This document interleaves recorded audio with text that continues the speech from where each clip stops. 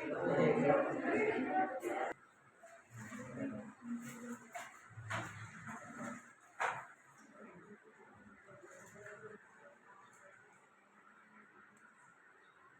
Of parallelogram formula काय असतो? Area of पॅरालेलोग्रामचा formula काय?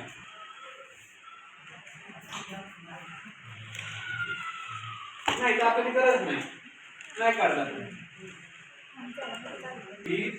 14 म्हणजे बीडी काय दिलाय 14, मग बीएम काय होईल 7, बीएम 7, एमडी 7. ओके, मग इन ट्रायंगल एबीडी बोलना का using अपोलोनियस थेरम. लक्षात ठेवा पायथागोरस या चॅप्टर मध्ये पायथागोरस थेरम, त्याचं कॉन्व्हर्स 30-60-90 चं थेरम, 45-45-90 आणि अपोलोनियस या संकल्पना फार महत्त्वाच्या आहेत. संकल्पना नाही कळल्या तर पायथागोरस चॅप्टर आपल्याला काहीच कळणार नाही. त्याची बारकाईने समजून घेत चला. आता हा ट्रायंगल एबीडी मध्ये मला अपोलोनियस वापरायचा आहे. जी याची बाजू सेम आहेत ना, म्हणजे एम त्याची मीडियन झाली. मग याच्यामध्ये मी अपोलोनियस वापरताना सुरुवात कुठून करावी? पहिले ए पासून. छान, ए पासून सुरुवात कर. कशी मांडू? AB square. Okay, AB square plus AD square. AD square is equal to twice AM square plus twice BM square. Very nice. हा किती सोपा आहे. अपोलोनियस कळलं की गणित इझी करते. अपोलोनियस वरचं उदाहरण परीक्षेला वारंवार विचारलं जाते. तर याची व्हॅल्यू दिली आपल्याला. काय म्हटलंय?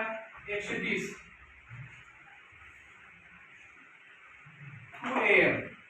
2am स्क्वेअर प्लस 2 bm आपण काढलाय 7. पुढे काय करावं? चव्हाण बाबा जाऊ बा. पुढची पायरी मी काय करू? हा छान, बरोबर आहे. 132 am स्क्वेअर प्लस 98.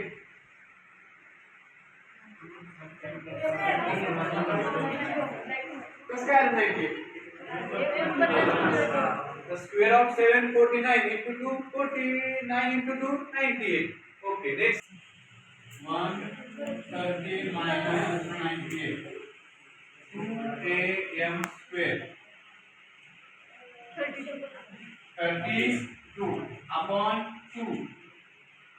इधर 2 कुठून आणलं? 26. ठीक आणलं ना. am square 16. am okay am हा am फोर मला विचारायचं काय? Length of order diagonal therefore AC काढायचा आहे. कसा काढायचा?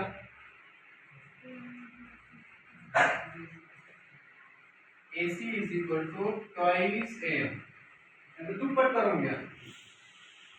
2 into 4 8 AC 8. हे शाब्दिक उदाहरण आहे. त्याचा शेवट बी शब्दामध्येच करा. therefore